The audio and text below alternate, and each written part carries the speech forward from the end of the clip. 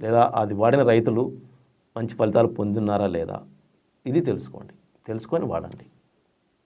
అప్పుడు మా వ్యవస్థలో కూడా, తయారీదారుల వ్యవస్థలో కూడా, డీలర్ వ్యవస్థలో కూడా ప్రక్షాళన జరుగుతుంది.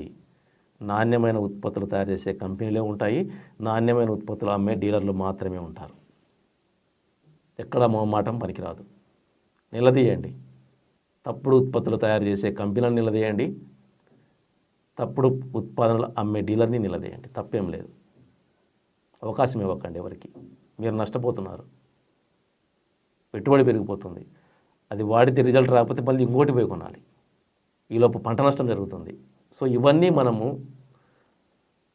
పూర్తిగా ఒక అవగాహనతో పద్ధతిగా చేసుకుంటూ పోతే ఈ మ్రోగుతున్న ప్రమాద గంటికలను మనం ఆపచ్చు. ఇదే సరైన సమయము. ఇంకా ఆలస్యం చేస్తే ప్రతి రైతు సోదరుడు నష్టపోతాడు. వ్యవసాయ రంగం మీద అనాసక్తి ఏర్పడి వ్యవసాయాన్ని వదిలేసే పరిస్థితి వస్తుంది. కాబట్టి ఈ ప్రమాద గంటికలు మోగడానికి కారణమైన ఈ 4 వ్యవస్థలని సరిదిద్దాలి. 1, రైతు తనకు తాను సరిదిద్దుకోవాలి.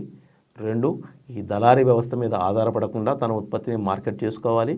3, ప్రభుత్వ విధానాలని మనకు అనుకూలంగా మార్చుకోవాలి.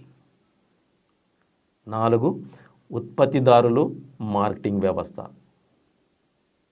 అంటే